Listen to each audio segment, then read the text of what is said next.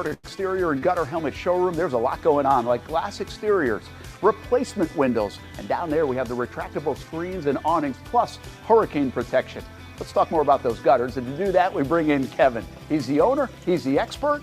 Why Gutter Helmet? Well, Gutter Helmet is truly the only maintenance-free product. It lets the trash and debris go on the ground, the water wraps around and goes inside. Unlike filters, they sit on top of the gutters, and the trash and debris build up on top of filters, which requires maintenance. With Gutter Helmet, we're going to keep you off the ladder, the most dangerous thing in your garage. With Gutter Helmet, you'll never clean your gutters again. So get off the ladder and put on the helmet. Gutter Helmet. Get a free estimate at gutterhelmetofnorthflorida.com. You can also call 904-762-7779 or visit the showroom on St. John's Bluff Road in Jacksonville.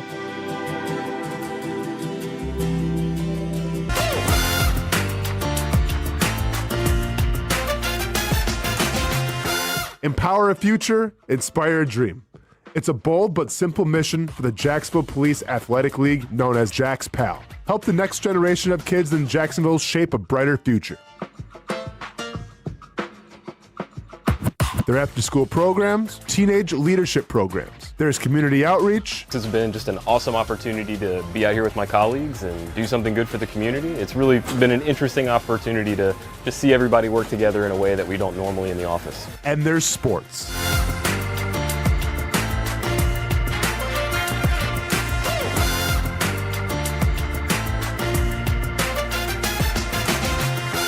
There are also ways you can help the next generation with a donation of any kind. Just visit jaxpal.org to get more information. Empower a future, inspire a dream with Jax PAL. I've been telling you about CGC Water Treatment and Plumbing for a long time now. Their drinking water systems remove up to 99% of contaminants. We've had a Connecticut water softener and drinking water system in our home for more than 7 years. You can see the difference whether you're washing clothes, the dishes, or what I like to do most, fill this up for some coffee every morning, and mostly all day. Remember, if you're not filtering your water, you are the filter. Don't be the filter. Right now, you can get a free Connecticut reverse osmosis system with a purchase of a Connecticut Premier softener. The experts at CGC Water Treatment and Plumbing will test your water for free and determine your water score. Don't know your water score? CGC will find out and recommend the appropriate Connecticut water treatment solutions so you can improve it. Call 904-552-1242 or visit cgcwater.com. Ask about our 90-day love it or leave it guarantee. CGC Water Treatment and Plumbing, an authorized independent Connecticut dealer. Florida license number CFC 1432579.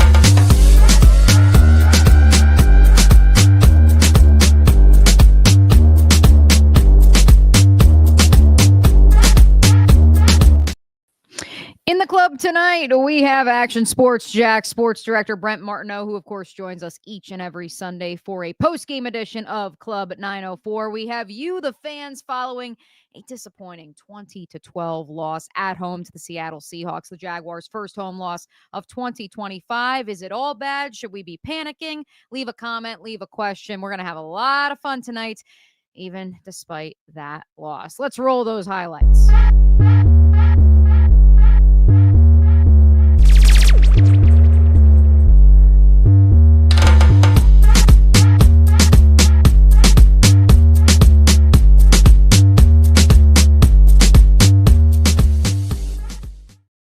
Welcome to a Sunday post-game edition of Club 904. I am your host, Mia O'Brien. We are streaming live on the Action Sports Jacks 24/7 channel on YouTube, Twitch, X, many other places you can interact with the show, from actionnewsjacks.com, the .2 channel, and of course, encourage you guys, even if the ticker's not ticking right now, to subscribe to the O'Brien NFL Notebook, my coverage from the Jaguars' 20-12 loss, also available there in print and video form. But we know why you guys are here. You've got opinions, you've got takes, you got to get off your chest. I don't know how to describe this one. Brent Martineau, let's get him here in the club. I don't even know, Brent, how to describe the reactions I'm seeing on Twitter. I try not to be combative. I know you're trying not to either. But I'm just fascinated to see this fan base that won 4 total games, or rather the team lost 4 games last year. And it feels like the sky is falling after just the second loss of the season. Look, I'm not lowering my standards. I don't have a loser mentality like I'm hearing from some Jags fans. I have a realistic perspective on the NFL, and I believe you do as well. Your initial thoughts on the Jaguars' 20-12 loss to Seattle? Yeah, I'm kind of trying to catch myself from the little bit of a loser mentality or complacency, I guess, because even all day it felt kind of like, all right, well, this is going to happen, right? It's going to happen from time to time. You don't like for it to happen. You shouldn't happen probably on your home field a lot. But it's not like they got blasted. They got beat by a good football team who, by the way, has won 9 games in a row on the road, which is insane that Seattle has done that. And that dude can coach, and nobody talks about him, but they're good. Obviously, there's some troublesome stuff here, and I think that's where you got to dig a little bit deeper, because Mia, in a way, this reminds me of 2023 in this sense. The Jaguars went through October in 2023, remember, where they won 5 games in a row. And, even through a couple more games after that, when they would lose a game somewhere in there, they would be like, hey, we've been getting away with a lot of stuff and still winning games. I do think the Jags have been getting away with stuff and still winning games, and they've been beating teams that are pretty good too. So there's something to be said for that. But all these penalties, sooner or later, they add up a little bit. The last couple of times now, Kansas City and even here against Seattle, they couldn't really run the football very well.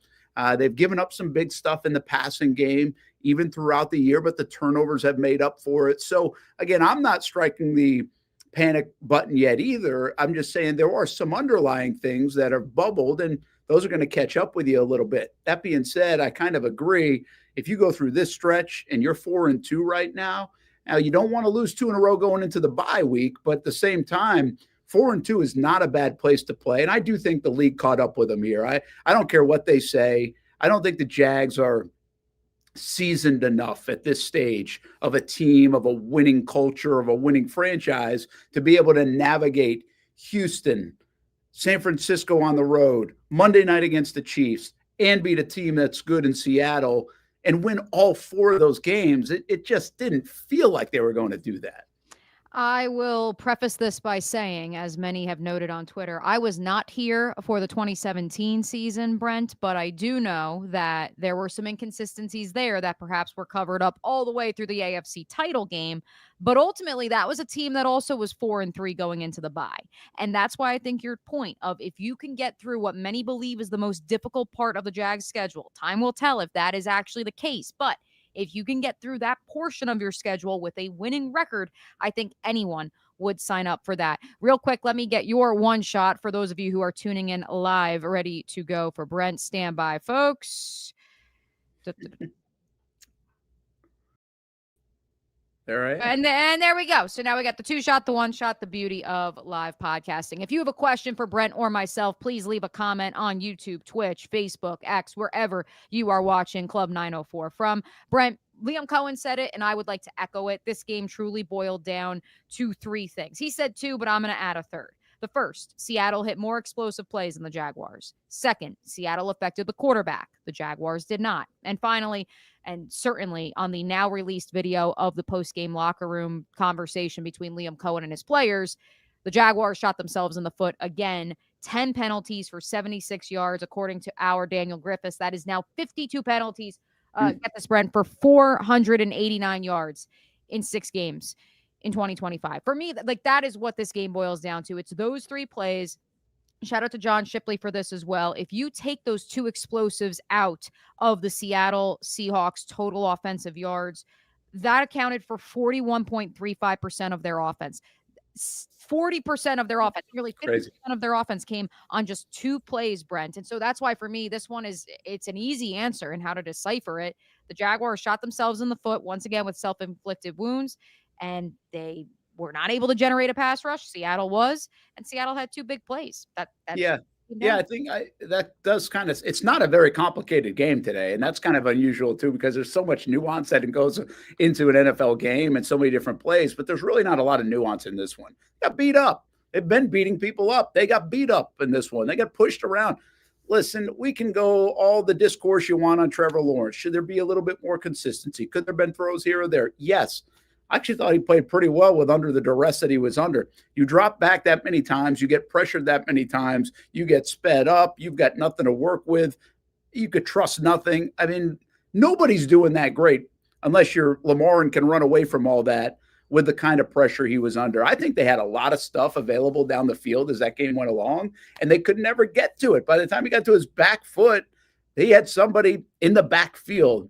How much of that was Hainsey being out? How much of that was just Seattle's really good?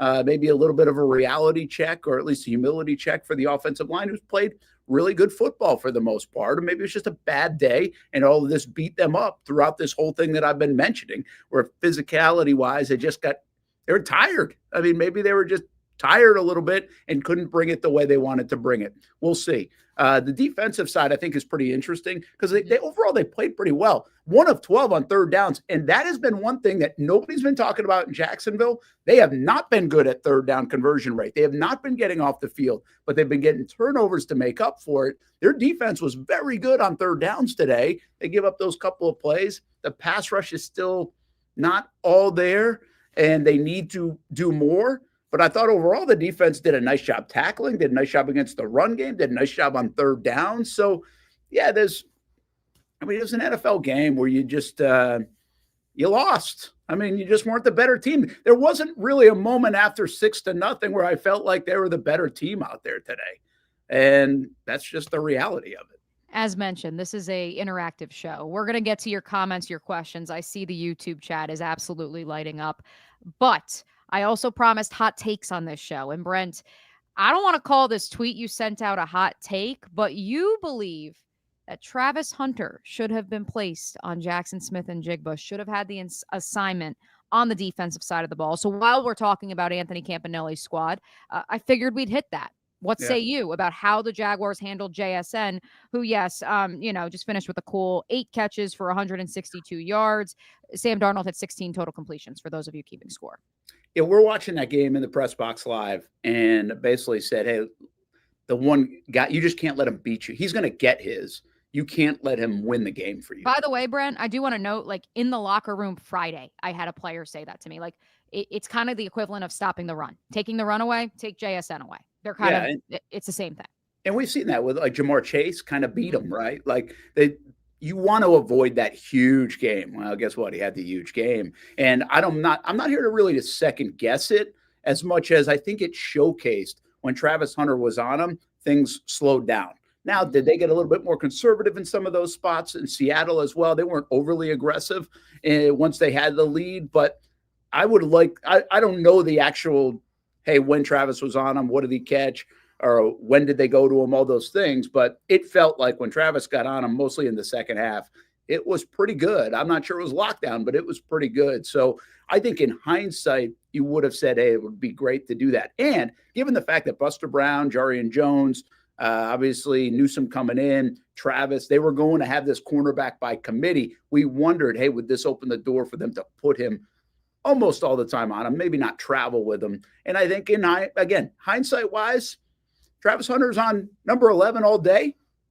Is this potentially a different result? And I think you can argue it is. And that's, by the way, a nod to him. He's a really good corner. And I think that's a little bit of this peculiar situation the Jags are balancing. How many they want him out there?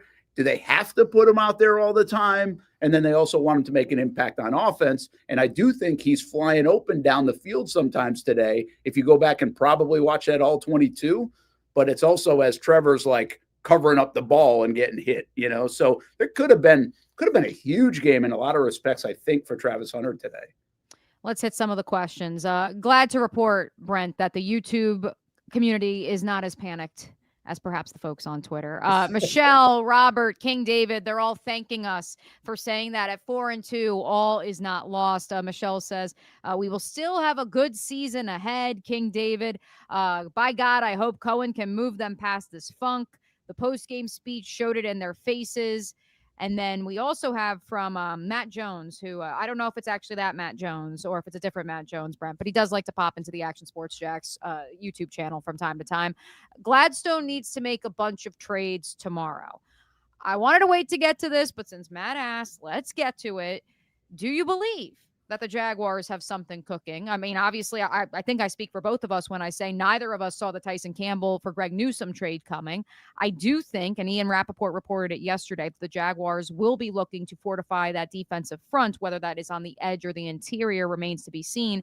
But as I was told, Brent, and I'm sure you would echo this as well from your reporting, the expectation is that it would not be a shark. It would be more of a minnow, perhaps, that the Jaguars would be targeting in a trade. Yeah, I think that's fair. I don't think this is a major splash coming in, and I know everybody's talking about all these guys, but maybe, who knows? Maybe they move things around enough. I think they like their football team. I just think they're honest about their football team as well. So here's one I'd give you. It's like, could the next move be made like Agba, who actually played probably his best game in a Jags uniform, but he hadn't been doing four pressures anything. on Monday night, excuse me, as the Mo Bryan NFL Notebook community reminded me. Do not take E-Man's name in vain, because he did have 4 pressures against the Chiefs too. Yeah, so he's playing a little bit better, but he hadn't been doing a whole lot. So like, would it be the move? I'm not sure you trade him, maybe release him and bring somebody else in. Like, it could be those kind of moves as well. I don't think this is going to be anything crazy, but I do think they're not done. I think they will add something along the way here in the next couple of weeks.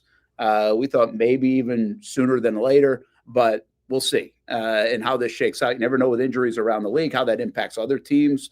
But I think there's a lot of ways you could go when still say, hey, this is a good football team, but you could get better in a lot of areas. I mean, I just throw something out that I threw on our show, on the Brent and Austin show, which is just sounds ridiculous maybe, but does it sound as ridiculous as it could be? Where you go get a receiver so then you could play Travis Hunter on defense, so you don't need his impact. You did have Tim Patrick catch a touchdown today, and Parker Washington more than capable as well. You did, but going into this game, the reason why I said it like that is because where were you on the Brian Thomas Jr. front? And also Brian had a nice day today overall, but he did drop one. He had another one that was there. So I don't know where they are. We didn't see Tyson Campbell coming, right? Even though Tyson had missed a couple of things. So how do they feel about everybody playing at the receiver position and everything else? Again, I'm not suggesting that's going to be it, but I think why not think of all of it across the board? And we just saw Travis Hunter again on that defensive side of the ball play really good football, I think. And is he best served right there for now? We'll see. But I do think they're going to do something. I kind of just, that would be probably a bigger move if they did anything like that. I don't think they're going to make that big of a splash on the interior with everybody keeps saying Jeffrey Simmons or somebody like that. I don't think that's where they're going here. I think they want to make a move, maybe two, that makes some sense, but they're probably more depth plays to try to give them a little bit of a boost. One other thing about the interior pass rush, I don't process this one because Armstead now has 3.5 sacks, although he doesn't seem like he's there all the time. Seems like they could upgrade on the interior. Right? I think we would all agree. Yes. But then he's got like 3.5 sacks. So he's come up big in some big spots, including a third down today. So they're an interesting team right now. And it's how does Baselli, Gladstone, Cohen, coaching staff address who they really are at 4-2 is fascinating over the next few weeks. Let's hit a couple more on the question front before Brent gets on out of here to head on over to the TV side. This one is from Thomas and Sophia. 2 weeks of no Brenton Strange and 2 weeks of bad offensive line play. We need help in the trenches on the offensive side. That's something that I was going back and forth with a league source about just now, Brent. This idea of, I feel like, and certainly Dan Griffiths' plot chart showed this, I believe it was 3 weeks ago, Walker Little and Anton Harrison were getting the most help of any offensive tackles in the National Football League on the same team in terms of getting tight ends and running backs to come in and chip, bringing over a guard to help them for a double or triple team. And so I was intrigued when I felt, and maybe the tape and the All-22 will tell a different story, I felt like they didn't get a ton of help today. And maybe that's because with no Brenton Strange, you needed Johnny Munt, Hunter Long to be a threat in the passing game. What say you? Because I'm really interested to go back and look at the snap count, because I felt like they left those two on an island, not out to dry, because they are both culpable. And I think they both took ownership of that following this game. But at the same time, I don't think they gave them a ton of help. Yeah, I didn't think so either. Probably not enough. I thought there were two things that maybe Liam Cohen, again, this is a maybe, Liam Cohen will look himself in the mirror and be like, we probably should have done a little bit more of that, given those guys help. Thought they could figure it out along the way. The other thing is there was a lot of play action, which usually is a little bit slower developing. So to get Trevor back, once he got back on that back foot, like I said, felt like they were in his lap all day. But I think you said Sophia brings up a very good point. The Brenton Strange thing doesn't feel that big overall, even though he's having a very nice season and everybody likes Brenton Strange.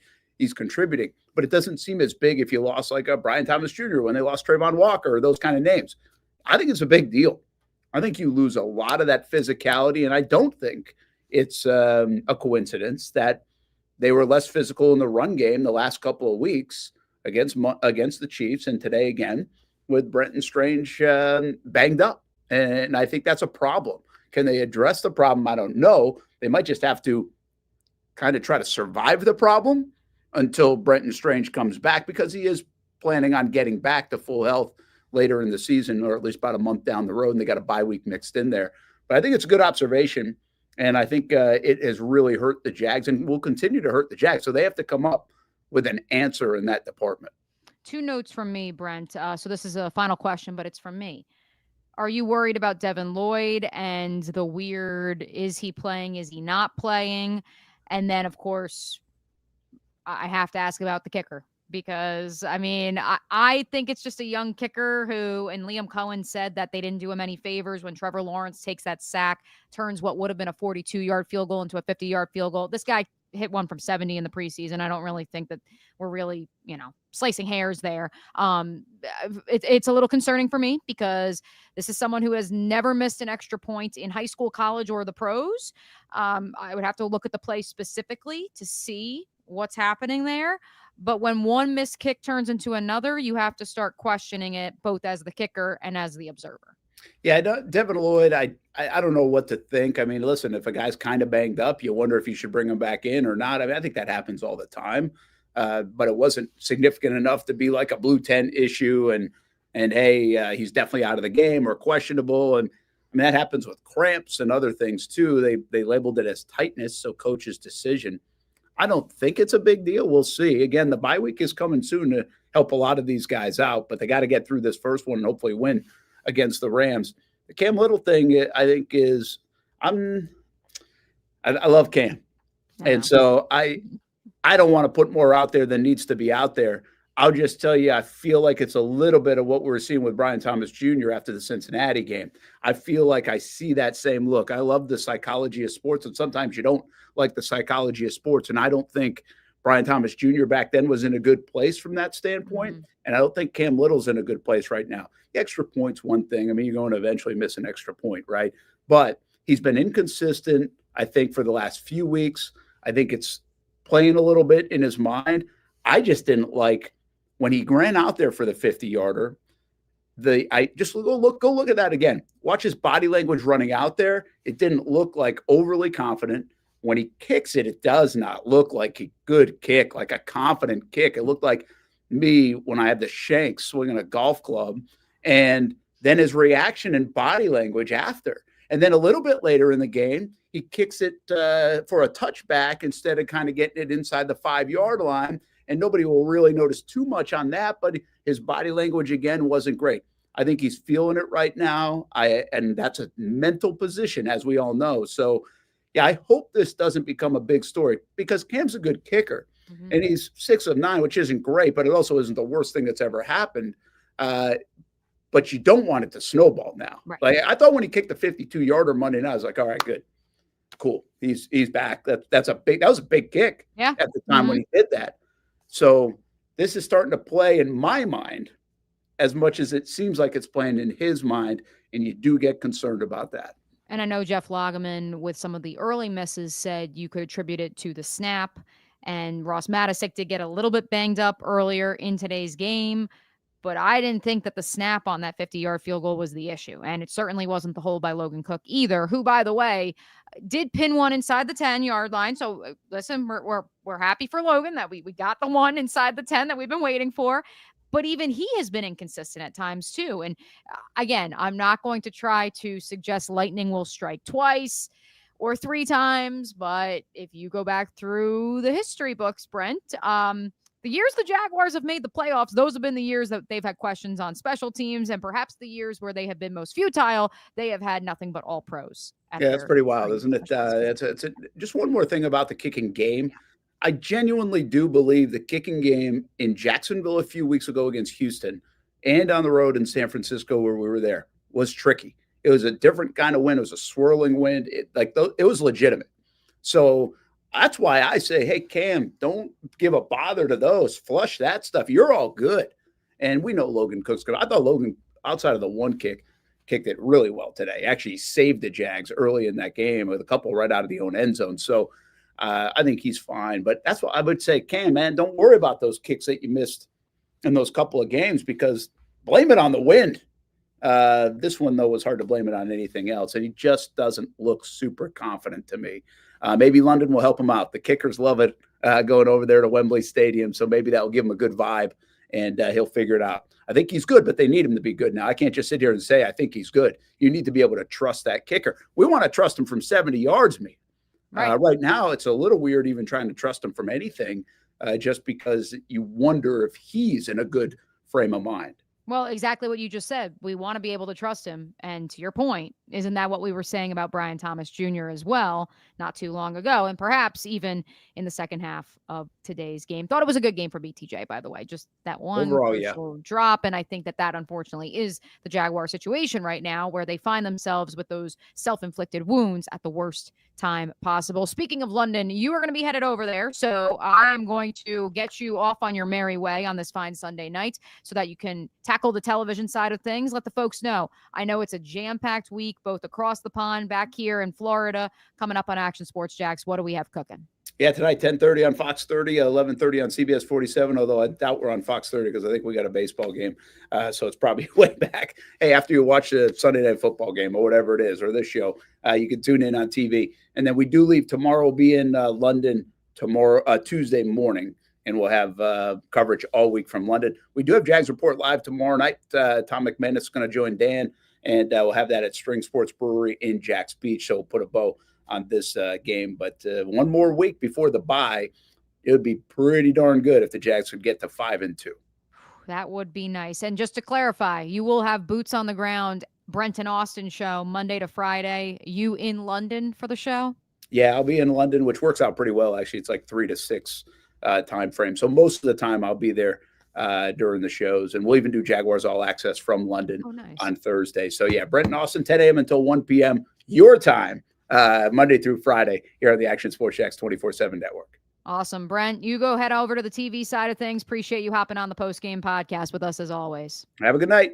There he goes, the one and only Brent Martineau, of course, Action Sports Jax acclaim. We have to hit a break, but when we come back, you will hear from Josh Hines-Allen. You will hear from De'Ami Brown. You will hear from Trayvon Walker. We're going to head inside the Jaguars locker room coming up on a post-game edition of Club 904, syndicated on the Action Sports Jax 24/7 channel.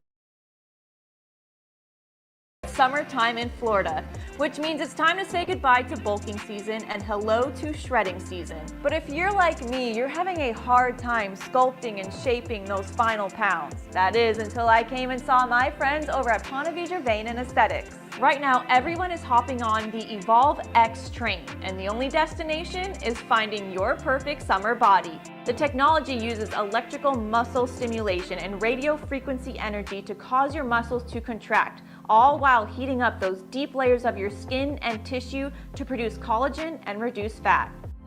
It's like doing 1,000 sit-ups in 30 minutes. No pain, no needles, just results, right? That's right. So leave those winter layers back at the station and come look and feel your best with the team here at Ponte Vedra Vein and Aesthetics. Visit them at one of their 2 locations, either over in Ponte Vedra or on the south side.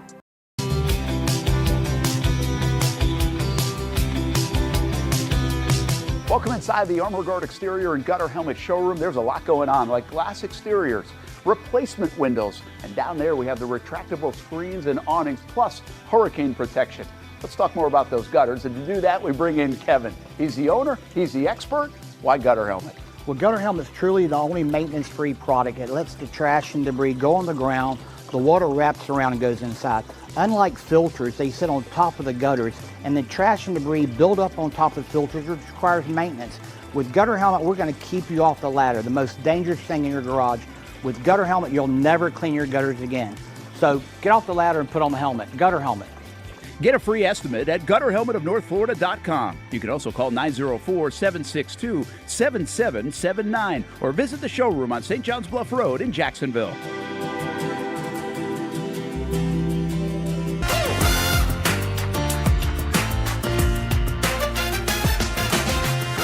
Empower a future, inspire a dream. It's a bold but simple mission for the Jacksonville Police Athletic League known as Jax PAL. Help the next generation of kids in Jacksonville shape a brighter future. Their after-school programs, teenage leadership programs. There's community outreach. This has been just an awesome opportunity to be out here with my colleagues and do something good for the community. It's really been an interesting opportunity to just see everybody work together in a way that we don't normally in the office. And there's sports.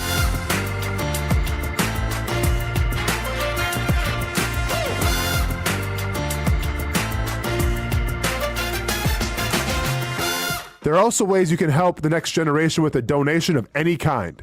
Just visit jaxpal.org to get more information. Empower a future, inspire a dream with Jax PAL. I've been telling you about CGC Water Treatment and Plumbing for a long time now. Their drinking water systems remove up to 99% of contaminants. We've had a Connecticut water softener and drinking water system in our home for more than 7 years. You can see the difference whether you're washing clothes, the dishes, or what I like to do most, fill this up for some coffee every morning, and mostly all day. Remember, if you're not filtering your water, you are the filter. Don't be the filter. Right now, you can get a free Connecticut reverse osmosis system with a purchase of a Connecticut Premier Softener. The experts at CGC Water Treatment and Plumbing will test your water for free and determine your water score. Don't know your water score? CGC will find out and recommend the appropriate Connecticut water treatment solutions so you can improve it. Call 904-552-1242 or visit cgcwater.com. Ask about our 90-day love it or leave it guarantee. CGC Water Treatment and Plumbing, an authorized independent Connecticut dealer. Florida license number CFC 1432579. There's a saying in sports, you can't win them all, but you can win a lot with good folks on your team. Like that one painter, First Coast. It's tough to beat the sun in Florida, so your home fades. It's tough to beat that HOA when they come calling. Beat the sun, beat the HOA with that one painter, First Coast. And it's a good time to do it. Less rain to work around, and painting in mild temperatures is perfect. After all, the paint bonds to the surface so much better. Give that one painter First Coast a call at 904-417-3557 or look them up at first-coast.thatonepainter.com. Fast estimate, guidance on color and HOA requirements, and the highest quality job you'll find anywhere. Be a big winner in your neighborhood with that one painter First Coast on your team.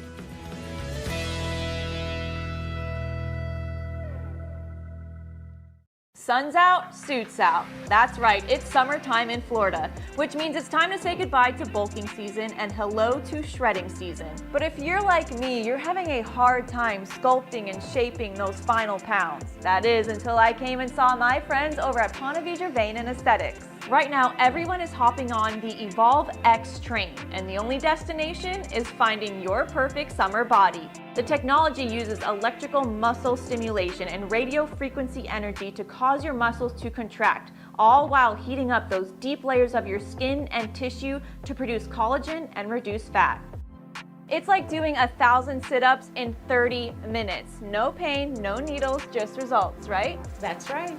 So leave those winter layers back at the station and come look and feel your best with the team here at Ponte Vedra Vein and Aesthetics. Visit them at one of their 2 locations, either over in Ponte Vedra or on the south side. Welcome back into a Sunday post-game edition of Club 904. I am your host, Mia O'Brien. Final score, the Seattle Seahawks 20, the Jacksonville Jaguars 12. The Jags' first home loss of the 2025 campaign. Want to remind you to keep those questions, those comments coming on Twitter, X, whatever you call that these days, YouTube, Twitch, wherever you are streaming Club 904 live. We also received a couple of submissions on X prior to tonight's live show, and so we'll hit some of those coming up in just a little bit. But first, wanted to head inside the Jaguars locker room. Want you guys to hear from Josh Hines-Allen. Obviously, I know you're still waiting for the sack record to be broken. There are some of you who just every day want to be tweeting at me, want to be tweeting at Josh. Look, I understand that pressures maybe aren't as sexy as sacks. I had more than one person say that to me in the last week in the Jaguars locker room.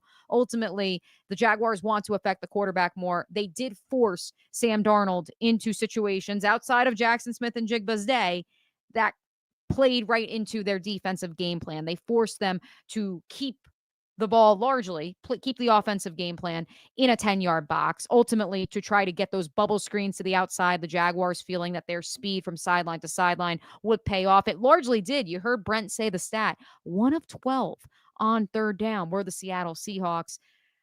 Ultimately, I think that for this Jaguars defense, and Josh, you'll hear, will reiterate this, I think this is a great opportunity to identify maybe where the warts have been that have been covered up over this 3-game winning streak.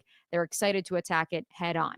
Wanted to make sure we mention that because we do ask Josh as well about the pregame festivities. Of course, today, the Crucial Catch weekend across the National Football League, as cancer patients, survivors, those we've lost to cancer were all honored across the NFL, and that includes Josh's son Wesley, who is now in full remission as of August from leukemia. He was the honorary captain at today's game, got to take part in the coin toss. Josh speaks on that as well as the loss and where the Jaguars go from here.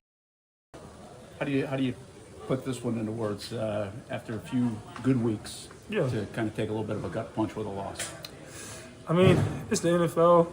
I'm actually, it sucks that we lost, but just to see where our team will respond to the adversity. We talked about this moment months ago, and now that we hit a little wall.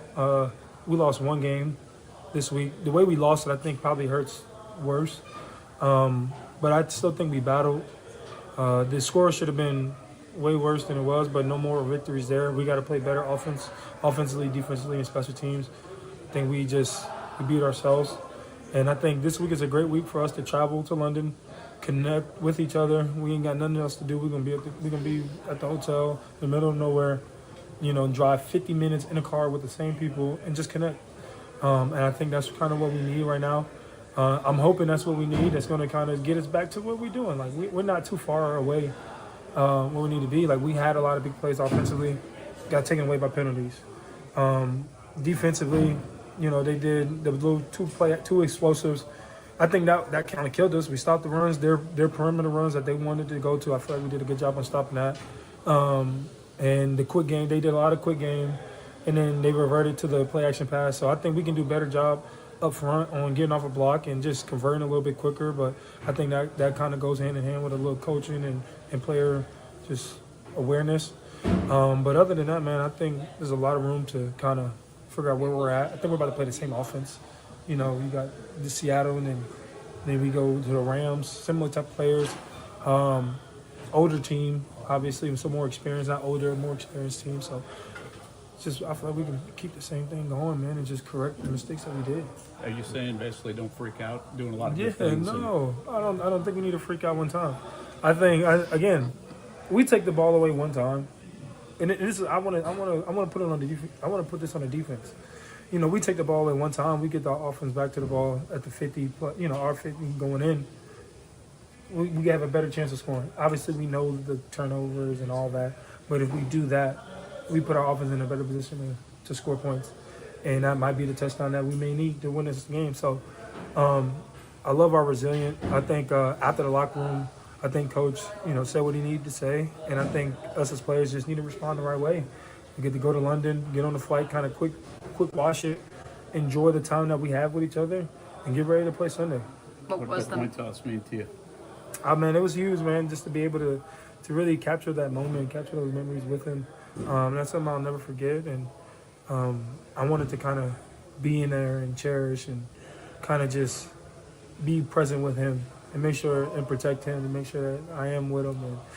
And I just thought it was really cool. And I know it meant a lot to him too. When did they pitch it to you that he was gonna? About 2 weeks ago. 2 weeks ago, they told me, they asked me if Wesley can do it, and I was like, shoot, yeah. I wanted to have both my boys out there, but I think talking to my wife was I think we just need to make it more for Wesley. And I was like, whatever we can do. And so just to see him out there, holding my hand through the flag, Pledge of Allegiance, and then going out there with me, holding my hand the whole way, man, it's meant a lot. Hey Josh, Liam just said it's on him this game. What was the message he portrayed to you guys in the locker room? I mean, I know we all want to, guys like that, guys like Liam, myself, Trevor, we want to take responsibility for our own. So for him to say that, it was on him that we lost, it's hard to be like, you're right, because it wasn't. You know what I'm saying? As an offense, defense, especially we have to play better. He's not out there fighting with us, but again, he's our head coach and he's going to take the responsibility. But again, I think this is a good self-reflection for everybody. We can just kind of understand where we're at and know where we're not good at and fix those mistakes, honestly. And we won't have this feeling next time. Thanks to Josh Hines Allen for some time following the 20-12 loss. Couple of things that Josh said that I want to hit on real quick before we hear from De'Ami Brown on the other side of the ball for your Jacksonville Jaguars. Yes, the Jaguars, in case you missed Brent saying it, will leave for London on Monday night. In years past, or at least recent years past, yes, they have traditionally left on Thursday. They have left early before. NFL teams who have won across the pond have left on Monday and Tuesday before and have gone on to win their game in the NFL International Series. So saw a lot of people freaking out on the timeline about this. I was very appreciative of Josh's comments that he thinks this is perfect for a team, that I had more than one player note to me that, hey, they're feeling it. The toll of facing physical teams in the Texans, the Niners, the Chiefs, now the Seahawks, back-to-back weeks. They are thinking about, all right, we're almost, we've got the Rams and the bye. We refresh, we get ready for the second half of the season. And so I think that to that point, Josh's point about we are going to be by ourselves, just all of us together, 55 minutes outside of central London.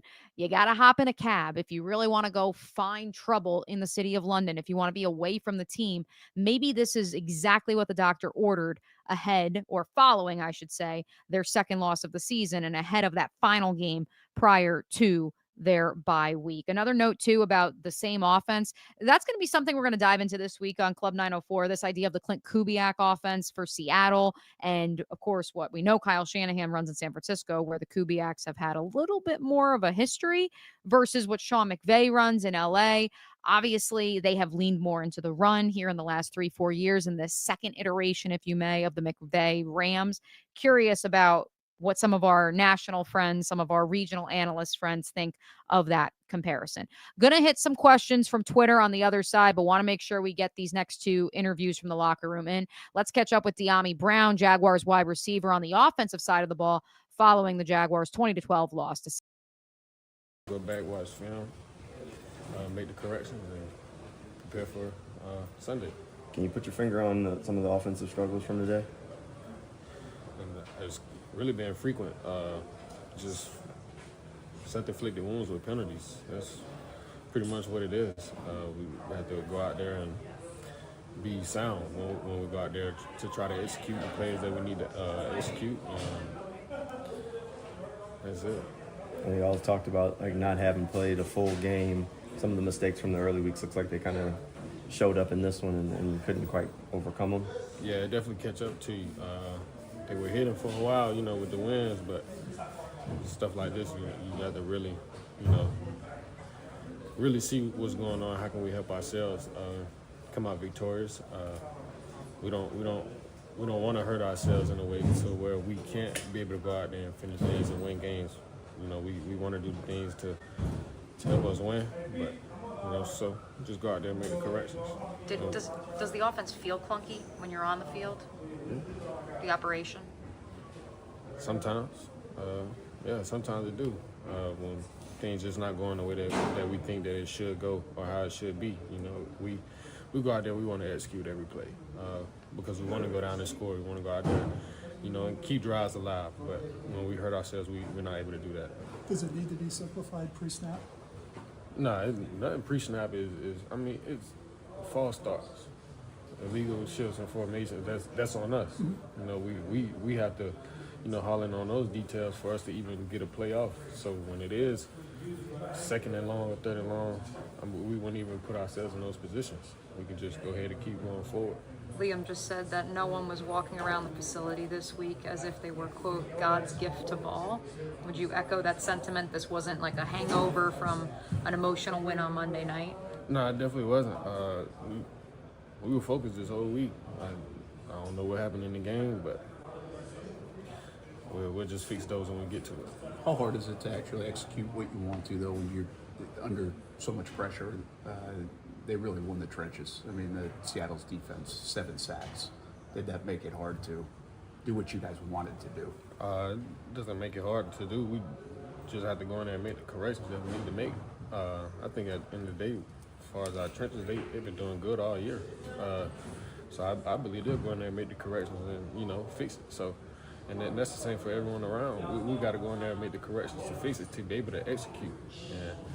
And that's all we have to do. Good stuff from De'Ami Brown, Jaguars veteran wide receiver. And ultimately, I thought that, and I know some of my contemporaries on the beat were intrigued by his response to my question about the clunkiness of the offense, but then saying that, no, most of this is not pre-snap. It's stuff at the line of scrimmage. It's as the ball is snapped. Maybe it isn't the rhythm of Trevor Lawrence getting into a flow with his receivers. For me, I think it comes down to it's just one negative compiling on top of another negative. It's one step forward, 2 steps back. When you have a 1st and 10, Trevor Lawrence rolls to his right and he misses Hunter Long by 2 feet on what would have been about an 8-yard pickup. All of a sudden you go from 2nd and 2 to 2nd and 10. You still run the ball, you pick up 3 yards, but now instead of having a 1st down, suddenly you find yourself in a 3rd and long situation, which going up against a defensive front in Seattle that I believe what might end up being the best the Jaguars face in all of 2025, they're going to tee off on you. And that's exactly what they did on Sunday at the bank, and it's not a surprise. And so I think that, yes, staying ahead of the sticks, finding those easy layups, that speaks to being in rhythm. I think that Trevor Lawrence, yes, since I know I see a lot of you on YouTube, you're worried about the control, that he was spraying it all over the field. Yeah, there were times that it was inaccurate. But there were also times where he makes one of those throws that only 4 human beings in the National Football League or in the entire world can make. And it's frustrating. I get it. But ultimately, the Jets had negative 10 passing yards today. So I'm not saying that you should settle for mediocrity. I'm not saying that. But what I am saying is that Trevor Lawrence, in terms of coming out of this loss, while yes, he was a problem, he was not, once again, the biggest problem for the Jacksonville Jaguars on Sunday. Let's hit some of the Twitter questions before we hear from Trayvon Walker, and then we'll get to some final questions on the YouTube chat. Robert says, do you think Hainsey being out affected the communication protection for the offensive line? Absolutely. Daniel Griffiths already let us know the pressures for Walker Little and Patrick McCarry are not going to be pretty tomorrow. I don't think they will be ugly for rookie center, 7th-round pick Jonah Monheim. I thought that he actually played admirably. From texting with some people within the Jaguars organization as well as around the league, really sounds like Seattle just had a lot of disguises where they would bring 3 defenders on one side and then just basically leave the other side of the offensive line just blank.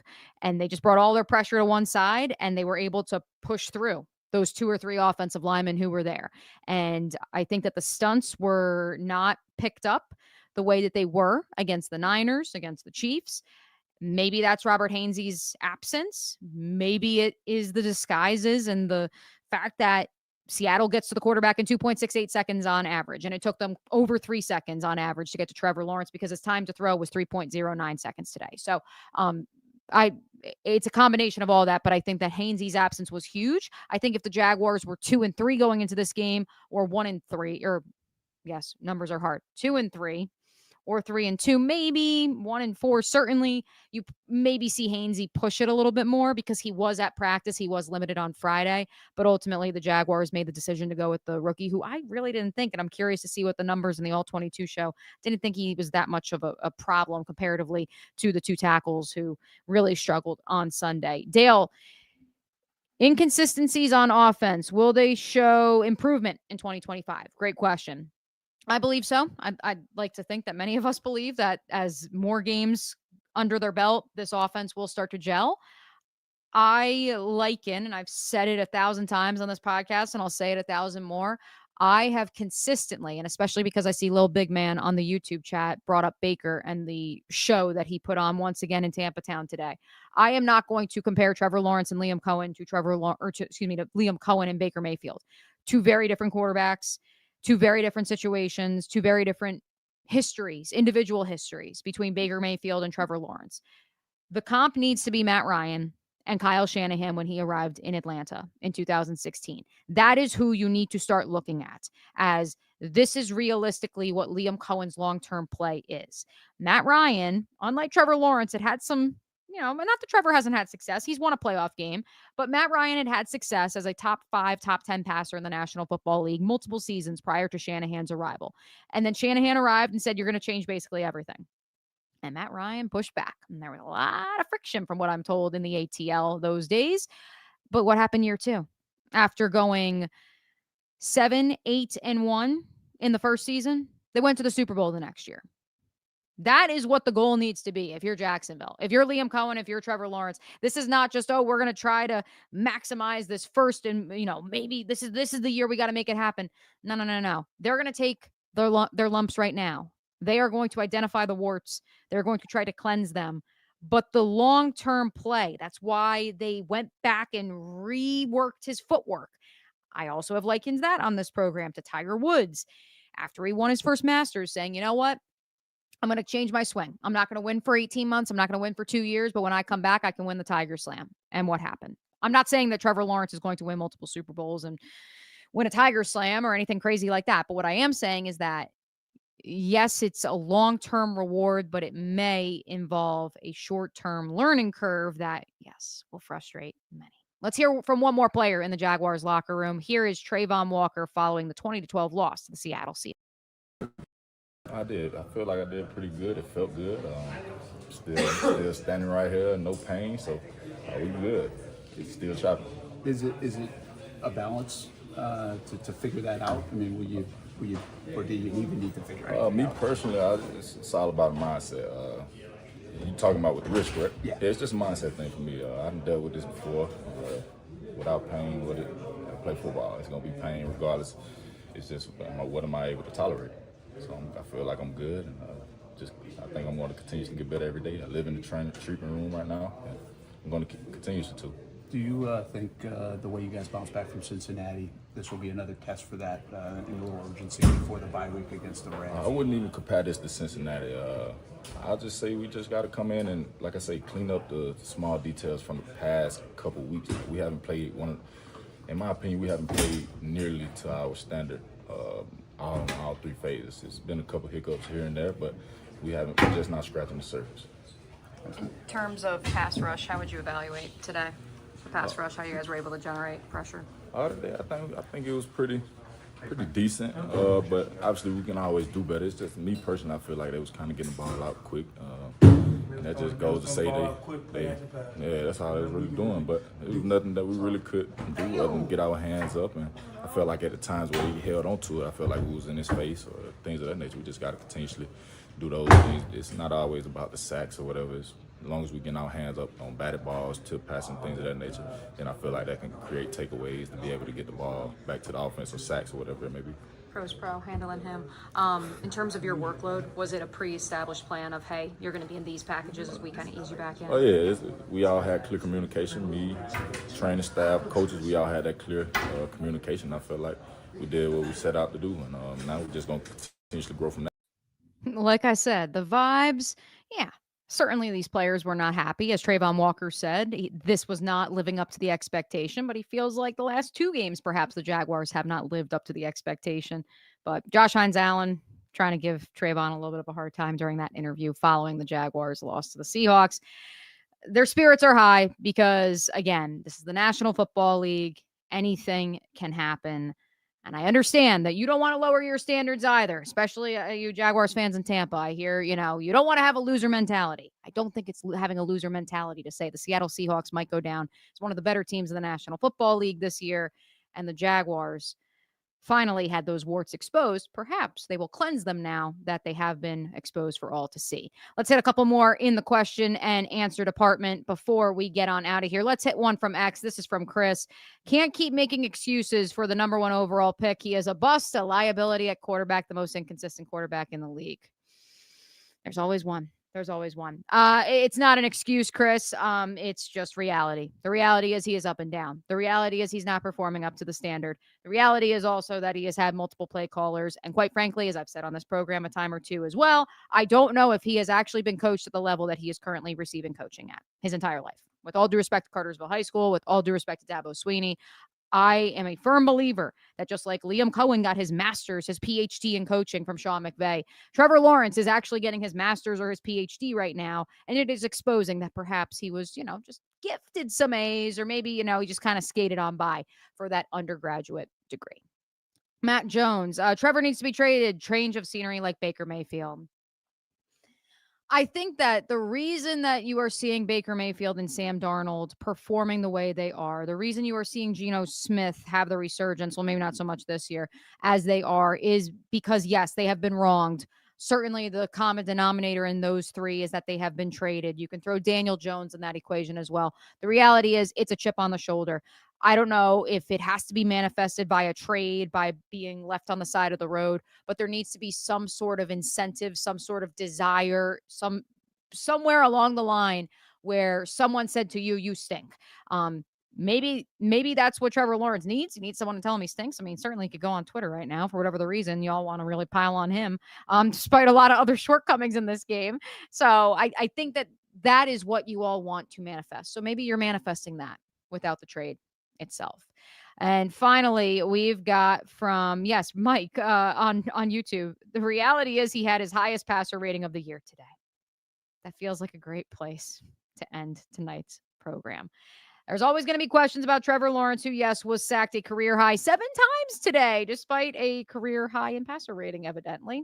27 of his 50 dropbacks, he was pressured. That is the most by any quarterback in the National Football League since 2022, according to ESPN research. It's a loss. We're on to London.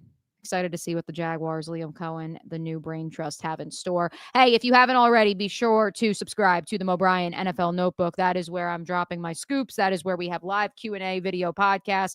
We have our Discord channel, which we kept that going not only during the week, but we have it really popping during the game itself. So make sure you subscribe. Free 7-day trial is currently available.